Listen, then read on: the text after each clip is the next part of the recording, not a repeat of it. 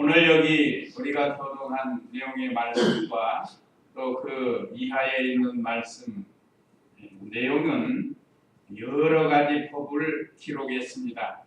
여러 가지 법.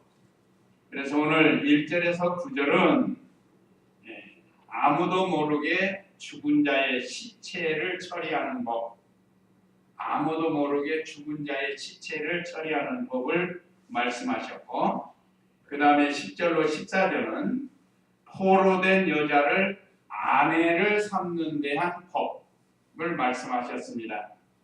또 15절에서 17절은 장자를 삼는 법을 말씀하셨습니다.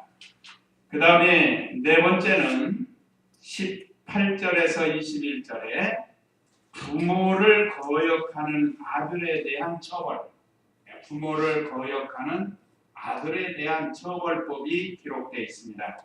그 다음에 22절로 23절 다섯 번째 페이지인데 나무에 달려 사형받은 자의 처리법, 사형받은 자의 처리법, 이렇게 여러 가지 법을 하나님의 종 모세에게 주셨고, 이 말씀의 신령한 뜻에 신령한 교훈을 우리에게 가르쳐주고 있습니다. 그래서 오늘 1절로 9절 아무도 모르는 피살체에 대한 처리법 1절 2절 읽어보세요. 여호와 내 하나님께서 내게 주셔서 차지하게 하신 땅에서 누가 쳐서 죽였는지 알 수 없는 시체가 들에 엎드려져 있는 것을 발견하거든 내 장로들과 재판관들이 나가서 그 시체 주위에 있는 성읍들까지의 거리를 측량하고. 여기 1절 2절에 보면 피살체에 가장 가까운 성읍을 재라고 말씀을 하셨습니다. 오늘 여호와 내 하나님께서 내게 주셔서 차지하게 하신 땅에서, 하나님께서 앞으로 요단강 건너가서 가나안 족속들, 그 외의 족속들을 정복하고 또 이 모든 사람들을 진멸하고 그러면서 차지하게 될 땅에 가서 해야 할 일을 미리 말씀해 주십니다. 그래서 오늘 여기 피살체에 대해서 말씀하셨는데 누가 쳐서 죽였는지 알 수 없는 시체가 틀에 엎드러져 있는 것을 발견하거든. 옛날이나 지금이나 사람을 죽이는 것은 큰 죄입니다.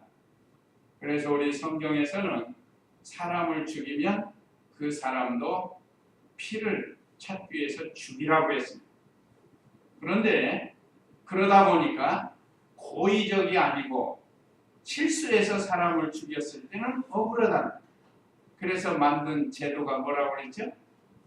도피성을 만드는 거예요. 도피성. 도피성에 들어가면 그 사람은 제사장의 판결을 받아가지고 고의가 아니고 실수해서, 요즘 말하면 우리 운전하는 사람들 과실치사라는 게 있잖아요. 고의가 아니라, 그런데 죽었는데 사람 죽였으니까 옛날로 하면 그 사람도 죽어야 돼요. 그러니까 이런 면들을 하나님께서 살펴서 가르쳐 주신 것이 이제 도피성에 대해서 말씀을 해주셨고, 그 도피성은 실용적으로 예수 그리스도 안에 들어가야 죄인이 살 수 있다라는 것을 가르친다고 했습니다. 오늘 여기도 어떤 사람이 들에서 죽었어요. 근데 아무도 몰라요. 그런데 그 시체를 처리를 해야 되지 않아요? 이제 거기에 대한 말씀을 지금 주시는 거예요. 아무도 모른다고 해서 내버려 두면 안 되잖아요. 그러니까 그걸 어떻게 처리해야 되는가. 그래서 2절에 내 장로들과 재판관들이 나가서 그 시체 주위에 있는 성읍들까지의 거리를 측량하고 그랬습니다.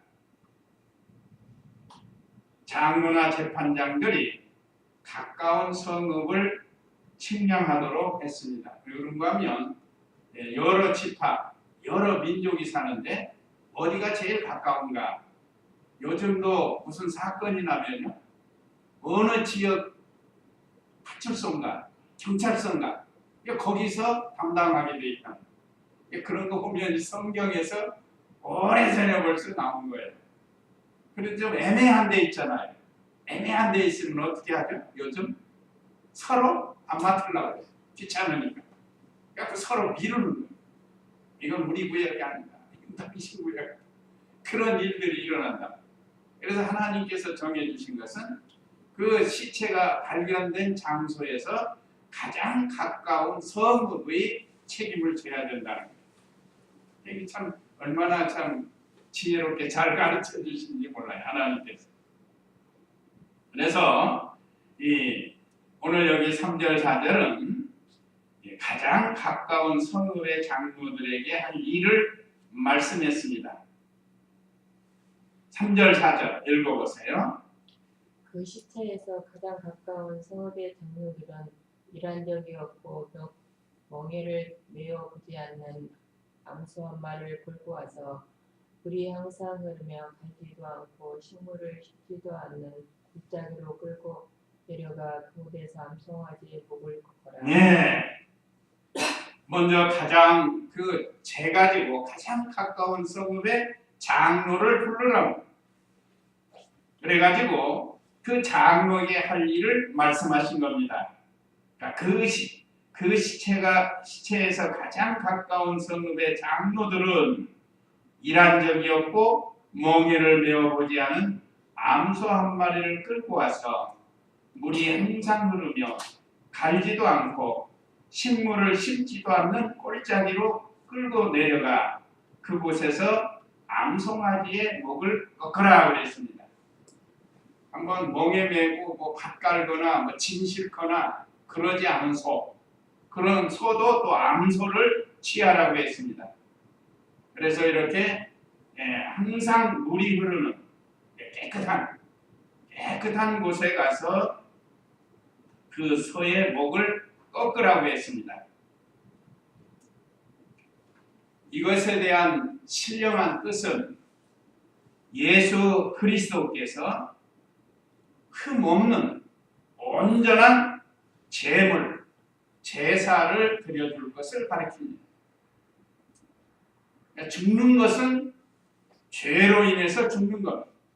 그러니까 그 죄를 씻는 방법은 우리의 영원한 죄를 씻는 방법은 오직 예수 그리스도입니다. 다른 종교들은 뭘 하면 죄가 용서받는다고 하는데 예수 그리스도의 피가 없이는 죄 사함을 얻을 수가 없습니다.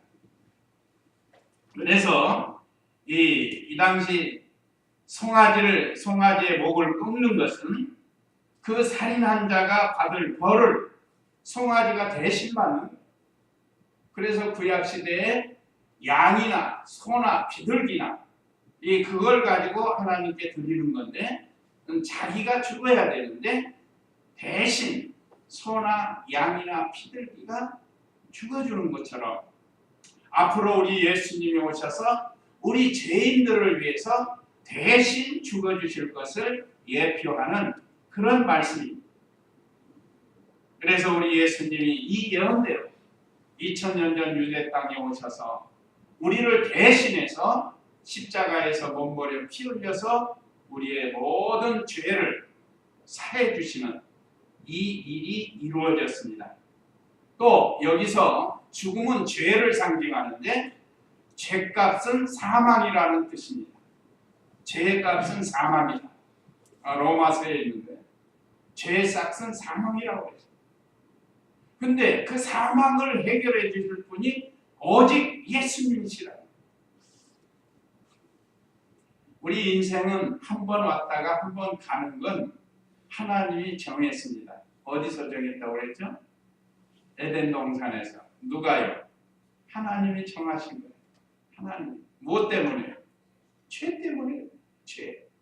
먹지 말라 하는 선악과를 따먹음으로 말미암아 죄가 되어서 이 사망이 우리에게 들어왔다. 그런데 이 사망을 해결해 주는 방법이 바로 예수 그리스도예요. 아담에게도 오실 예수 그리스도를 말씀해 주신 겁니다. 짐승을 잡아서 가죽옷을 찢어 입히고 그 짐승을 잡을 때 피를 흘렸어요. 예수 그리스도만이 우리의 죄를 사해 줄 수 있다는 것을 인류의 조상 아담 때부터 가르쳐 주고 있습니다. 그래서 여기 참 아무도 모르게 그 시체를 처리하는 법을 또 말씀했고, 그 다음에 이 5절 읽어보세요.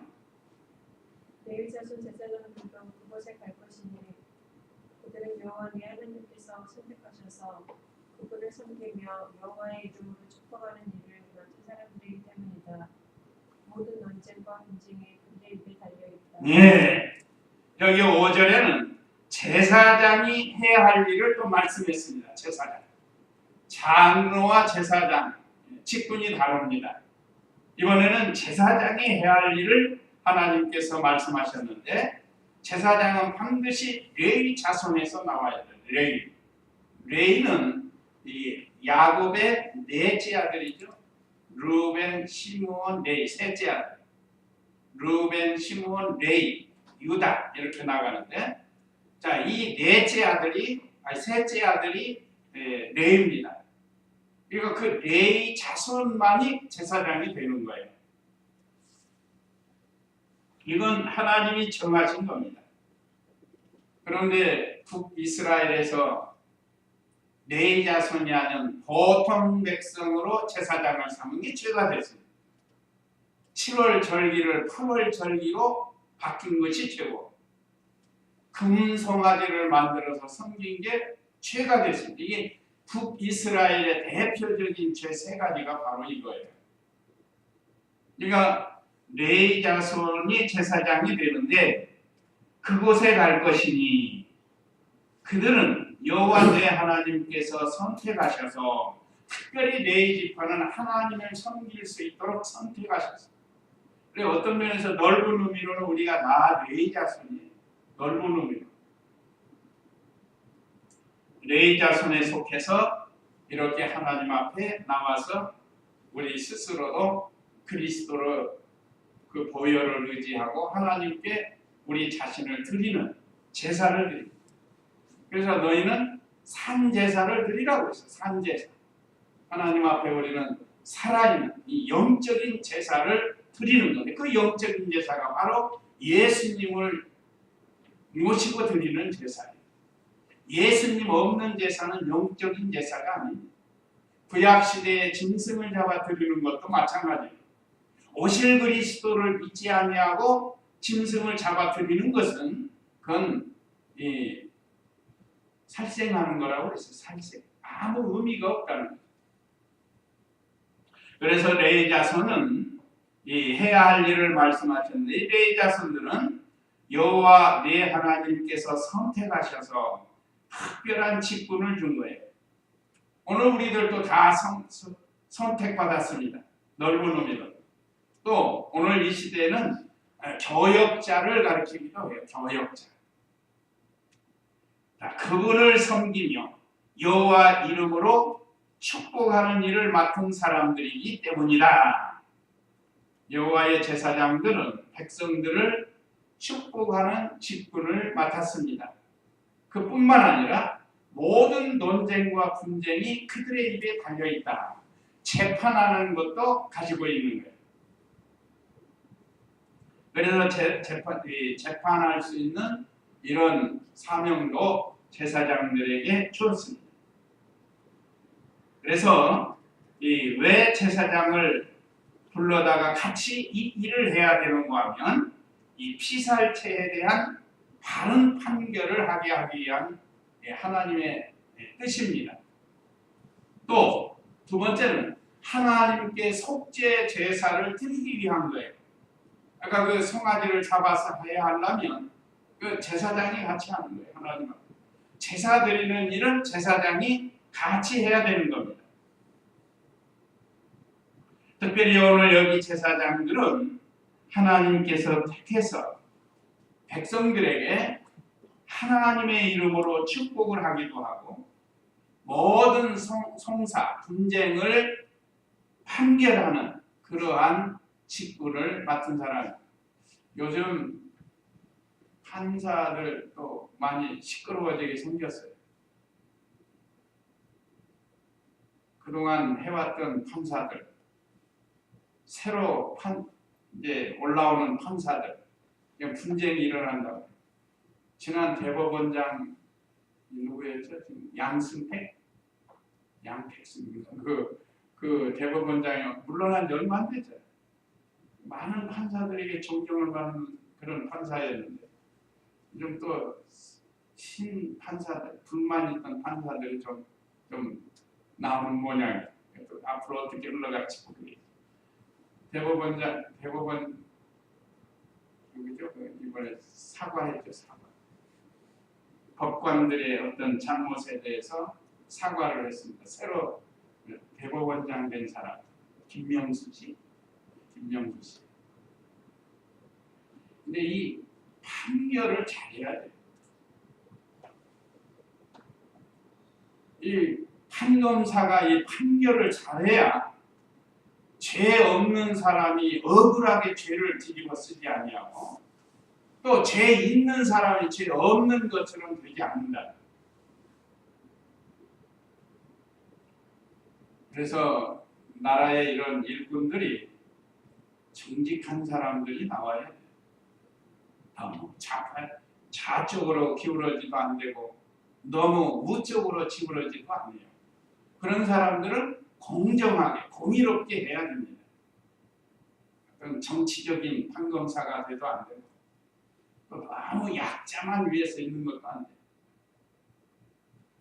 그러니까 이 제사장은 바로 모든 백성의 송사, 분쟁 이것을 최종 판결하는데 이 제사장은 혼자 하는 게 아니에요. 혼자 하나님께 기도하고 하나님의 뜻을 찾아서 그 뜻대로 하는 겁니다. 요즘 법관들도 그 정해진 법대로 한다고들 하는데 어쨌든 세상법은 그래요. 오래전부터 그 얘기 들어봤죠. 귀에 걸면 귀걸이, 코에 걸면 코걸이. 어떻게 이거 해석해서 하느냐에 따라서 전혀 다른 각도로 나갈 수가 있습니다.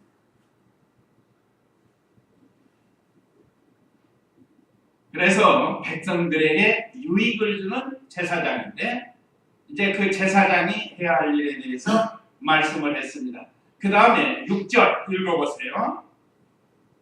그 시체에서 가장 가까운 성읍의 모든 장로들은 그 골짜기에서 목이 꺾인 왕성하지 위에서 손을 씻고 말하기를 저희들의 손은 피를 흘리지 않았고 저희에는 보지도 못하였습니다. 예. 먼저 6절, 7절에는 손을 씻으며 범행하지 않았다는 것을 말하라고 했습니다. 자, 그 시체에서 가장 가까운 성읍의 모든 장로들은 그 골짜기에 목이 꺾인 암송아지 위에 손을 씻고 말하기를 저희들의 손은 피를 흘리지 않았고 저희의 눈은 보지도 못하였습니다. 자, 자세히 판결하고 보니까 지금 범죄자가 안 나왔다.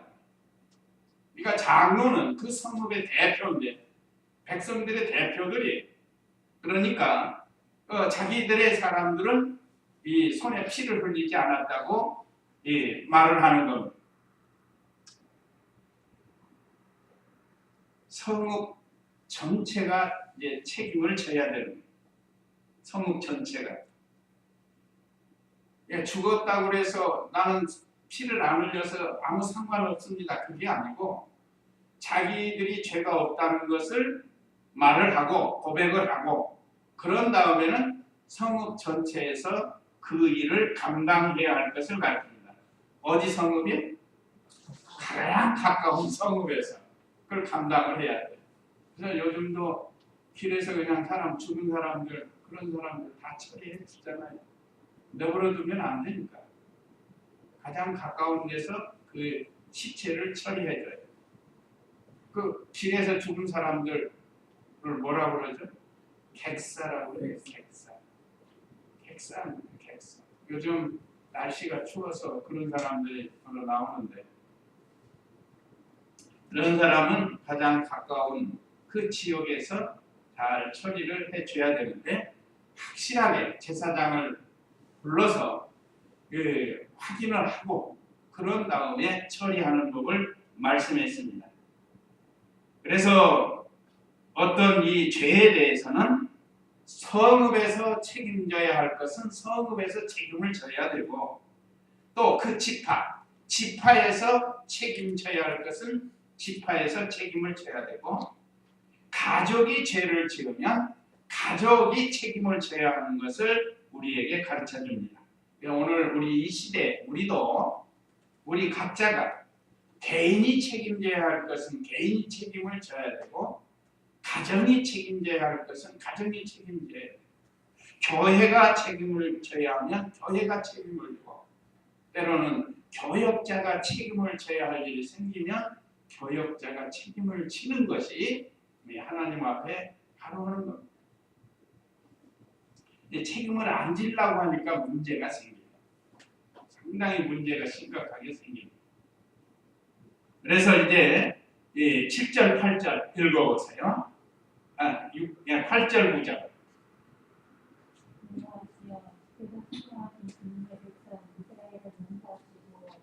무죄한 피를 주님의 백성 이스라엘 가운데 두지 마소서 하면 그 피로 그들의 용서를 받게 될 것이다. 나는 이렇게 하여 무죄한 피를 내 가운데서 없애고 여호와께서 보시기에 옳게 행하여라. 여호와께서 보시기에 옳게 행하여라 그랬습니다. 여호와시여 주께서 속량하신 주님의 백성 이스라엘을 용서하시고, 사람이 이 죽는 건 죄를 가리키는데 죄가 들어온 것을 회개하는 그러한 책임을 지고 하는 거예요. 아까 그 성읍이 지금 책임을 지고 하는 겁니다. 무죄한 피를 주님의 백성 이스라엘 가운데 투지 마소서 하면 그 피로 그들이 용서를 받게 될 것이다. 아까 소 목을 꺾어서 피를 흘려서 오실 예수 그리스도를 통해서 회개하면, 진정으로 회개하면 용서를 받게 된다.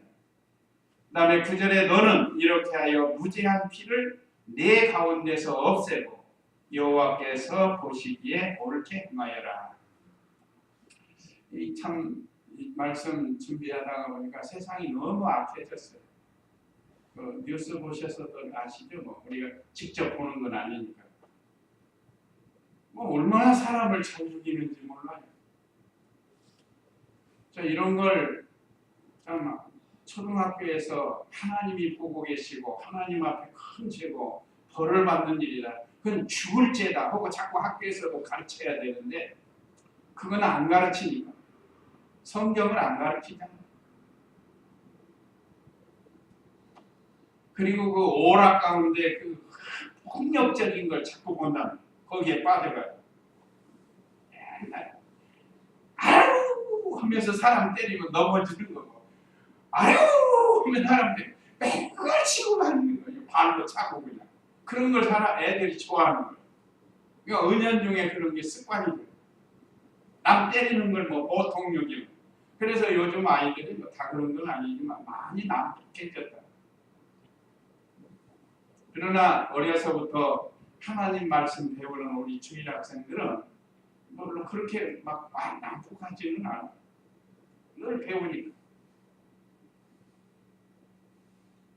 참 세상이 많이 어지러워지는데, 참 우리에게 이렇게 예수 그리스도를 통해서 우리에게 사죄함을 주시고 또 용서받게 하시고 어떤 일들을 잘 처리할 수 있도록 말씀으로 우리에게 가르쳐 줍니다. 그 다음에 이제 두 번째, 포로된 여자를 아내로 삼는 데 대한 규례.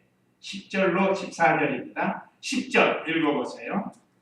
네가 너의 적군과 싸우러 나갈 때 여호와 네 하나님께서 그들을 네 손에 넘겨주셔서 네가 그들을 사로잡게 되었을 때에 그 포로들 가운데 영모가 아름다운 여자를 구하 그 여자가 마음에 들면 그 여자를 네 아내로 삼아도 된다.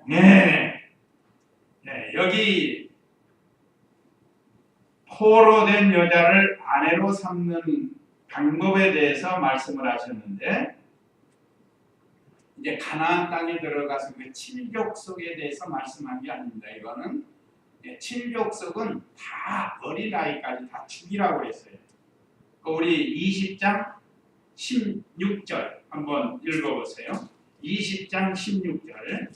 다만 여호와는 하나님께서 내게 유업으로 주신 이 민족들의 성읍에서는 숨쉬는 것은 하나라도 살려주지 말 것이니 곧 햇사람들과 아모리 사람들과 가나안 사람들과 브리스 사람들과 히 사람들과 여부스 사람들을 여호와의 하나님께서 내게 명령하신 대로 진멸하라. 예, 진멸하라고 했습니다. 그러니까 다 죽였는데 무슨 포로를 아내로 삼을 수가 있겠어요? 그러니까 이건 그 뜻이 아니라는 것을 먼저 이해를 하시고, 다른 지역의 사람, 한번 우리가 이미 배웠지만 그 10절, 20장 10절 읽어보세요. 20장 10절. 내가 어떤 성읍에 가까이 가서 그 성읍을 공부할 때에 먼저 그 성읍의 화평을 제의하여라. 만일 그 성읍 사람이 너와 화평하겠다고 화답하고 너에게 성문을 열어주며 그 안에 있는 모든 백성이 너를 위해 노역을 하고 너를 섬기게 하며 만일 너와 화평하기를 거절하고 너와 싸우러 나오거든 너는 그 성읍을 포위하되 여호와의 하나님께서 그 성읍을 내 손에 넘겨주셨으니 너는 그 성읍에 있는 모든 남자를 칼날로 쳐 죽이고 오직 여자들과 아이들과 가축과 그 성 안에 있는 모든 탈취물은 전리품으로 내가 가지고 내 대적의 탈취물은 여호와 내 하나님께서 내게 주신 것이니 먹어라. 네, 그러니까 이 사람들을 가르친 거예요. 이제 싸우려고 할 때 우리는 너희와 싸우기 싫다. 싸우는 걸 원하지 않는다. 그러면 그쪽에서 화평을 청하면 그 사람들은 전쟁하지 않고 이스라엘에게 예속이 되는 거예요. 두려워서 전쟁하는 사람들이 있습니다. 그래서 그 사람들을 말하자면 자기 어떤 소유가 되게 되는 거죠. 여기 오늘 내용의 말씀. 그래서 그들을 노역을 하게 하라고. 나무 패는 일, 물 깃는 일, 벽돌 쌓는 일, 이런 일을 할 수 있게 해주었습니다. 그런데 그 가운데 여자가 있단 말이에요. 그래서 그 여자를 보고 아내를 삼고자 하는 마음이 생겼을 때를 말씀하십니다. 그러나 가나안 칠족속은 숨쉬는 것은 다 진멸하라고 했습니다. 가나안 칠족속에서는 아내를 취하면 안 되는 거예요. 자, 그래서 여기 오늘 본문 이제 10절에 네가 너의 적군과 싸우러 나갈 때 여호와 내 하나님께서 적군을 내 손에 넘겨주셔서 네가 그들을 사로잡게 되었을 때 이제 무슨 뜻인지 아시겠죠? 11절에 그 포로들 가운데 용모가 아름다운 여자를 보아 그 여자가 마음에 들면 그 여자를 내 아내로 삼아도 된다 그랬습니다. 원래 이방인과 결혼 못하게 했죠. 하나님께서 이방인과 결혼 못하게 했습니다. 그런데 하나님께서 여기서 허락을 했습니다. 원칙적으로는 이방인과 결혼이 안 하는 게 좋고, 그런데 특수한 경우를 가르칩니다. 전쟁하다가 이 여자들이 많이 없고 어려울 때,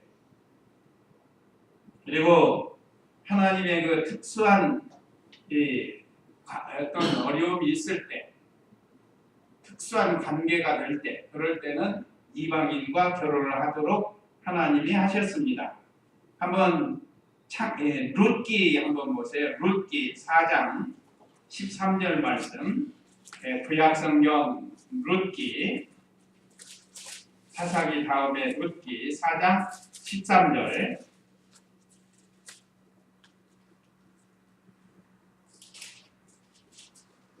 읽어보세요. 룻기 4장 13절. 보아스가 룻을 맞이하여 아내로 삼고 그 여자와 동침하니 여호와께서 그 여자로 잉태하게 하심으로 그 여자가 아들을 낳았다. 여자들이 나오미에게 말하기를 여호와를 송축합니다. 오늘 여호와께서 유업을 이어줄 사람이 당신에게 끊어지지 않도록 하셨습니다. 그의 이름이 이스라엘 중에서 유명하게 되기를 바랍니다. 그 그는 당신 생명의 회복자이며 노년의 동양자가 될 것이니 이는 당신을 사랑하고 당신에게 7 아들보다도 더 나은 당신의 며느리가 그를 낳았기 때문입니다. 라고 하였다. 나오미가 그 아이를 데려다가 자기 품에 두고 아이의 양육자가 되니 그 이웃 여자들이 그 아이에게 이름을 지어주면서 나오미에게 아들이 태어났다 라고 하여 그 이름을 오벳이라고 하였으니 그는 다윗의 아버지인 이새의 아버지였다. 네. 오늘 우리가 잘 아는 효녀 룻이에요. 룻. 그 어머니는 시어머니 나오미. 그 남편 죽고 아들 다 죽고 두 과부가 고국에 돌아왔는데 뭐 아무것도 없는데 이삭지수로 갔다가 보아스를 만난 겁니다. 이 룻은 이방 모압 여인이에요. 모압 여인. 우리가 이스라엘 사람하고 결혼할 수가 없는 거예요. 그런데 이 특별한 특수한 관계, 성경에 보면 이방 여인들이 결혼해서 예수님 족보에 기록된 사람이 4사람이나 있죠. 그 중에 한 사람이 룻입니다. 이 룻은 이 보아스와 결혼을 해서 지금 읽으신 내용대로 보면 이 오벳을 낳습니다. 오벳. 오벳은 다윗의 아버지 이새의 아버지가 돼요.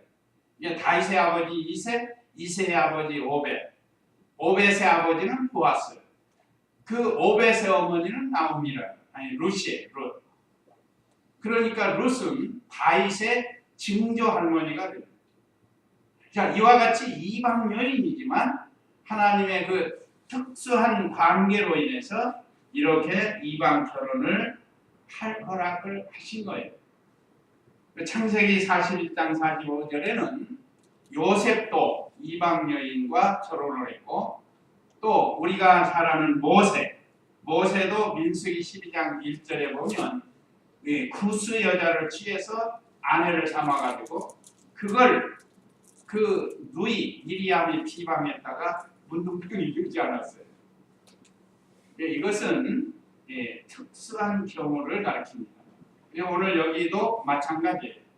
원래 원칙은 이스라엘 사람끼리 결혼을 해야 되는데 지금 이 상황은 하나님께서 특수한 상황으로 보시고 허락을 해서 그래서 이방 사람 중에 아내를 맞이할 수 있는 것을 말씀했습니다. 여기 용모가 아름다운 여자를 했는데 21장 11절 오늘 본문에 용모가 아름다웠다. 이것은 무슨 얼굴만 보는 게 아니에요. 제일 중요한 게 마음이에요. 마음. 사람에게 있어서 제일 중요한 게 우리 신앙으로 보면은 신앙이죠. 신앙이 첫째. 이건 기본으로 하고 그 다음에 마음이 그 다음에 뭐 학벌을 보든지 인물을 보든지 그렇게 해야 돼. 가장 중요한 것이 신앙인 다음에 마음입니다. 마음. 다른 말로 하면 성품이라고도 해요. 이걸 다른 용어로 하면 천성이라고 하면 천성. 이건 아주 고치기가 매우 어려운 참으로 예수님 믿고 변화의 새 사람들이 되지 않으면 이 천성을 고칠 수가 없어요. 그래서 천성이라고 합니다. 우리가 우리 주위에 사람들이 있지만 사람이 각각 다르잖아요. 그래서 참 우리는 마음이 아름다워야 돼요. 마음이. 신앙의 사람으로 우리의 마음이 늘 아름다운 사람이 돼야 우리의 용모도 아름답게 되는 겁니다. 이미 뭐 다 아시니까. 그래서 그 여자를 아내로 삼아도 된다 하고 허락해 주셨습니다. 그런데 방법을 또 말씀했어요. 12절 읽어보세요. 너는 그 여자를 내 집으로 데리고 가서 그 머리를 밀고 손톱을 깎고 그 여자가 입고 있는 푸르의 옷을 벗겨하고 내 집에 살면서 그 부모를 위하여 한 달 동안 애복하게 한 후에 내가 그 여자에게 들어가 그 여자의 남편이 되고 그 여자는 내 아내가 될 것이다. 예. 먼저 여기 그 아내를 데려올 때 이방 여자인데 그 여자를 내 집으로 데려가서 그 머리를 밀고 손톱을 깎고 머리를 다 밀으라고 그랬어요. 또 손톱도 깎고 또 13절에 그 여자가 입고 있는 포로의 옷을 벗게 하고 그랬습니다. 이건 무슨 뜻인가 하면 과거에 이방인으로 살던 습관을 다 버리라는 거예요. 머리를 깎는 건 사상을 버리라는 거예요.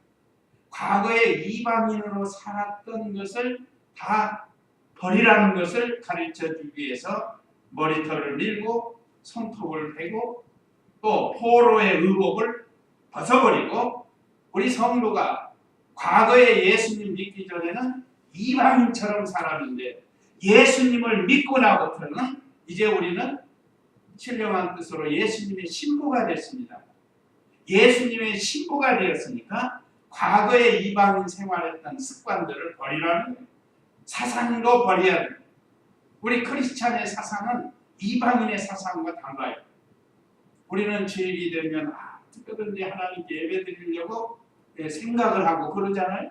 안 믿는 사람 오늘은 산으로 가고 다음 주는 바다로 가고 또 이번 주는 뭐 먹으러 가고 이 사상이 그런 거예요. 하나님 섬기는 사상이 없어요. 그것을 갖다가 마치 머리털을 미는 것처럼 사상을 다 바꾸는 거예요. 사상. 손톱을 깎는 건 손은 행동을 가르칩니다. 행동도 다 바꿔지는 거예요. 그래서 이 참 얼마나 귀한 진리의 말씀인지. 자, 우리도 이제 예수님의 신부가 다 됐습니다. 예수님은 우리의 신랑이죠. 찬송가도 있고 성경에도 있잖아요. 오라 신랑이로다. 주님이 오신다. 현재 우리가 예수님 믿고 다 신부가 되었습니다.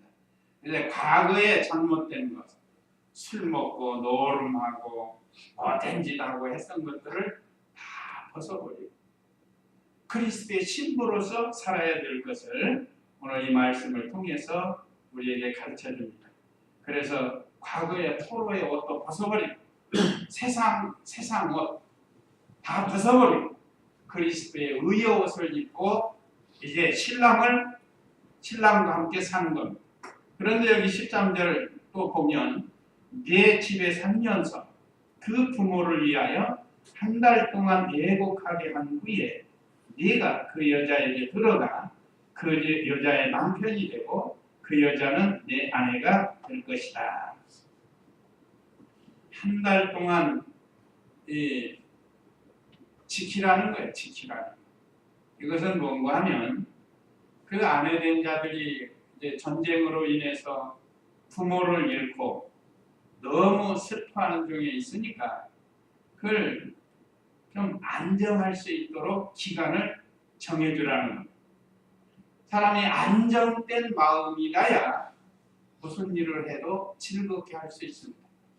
속이 늘 슬픔에 가득 차고 근심 걱정에 가득 차면 다른 일을 즐겁게 할 수가 없어요.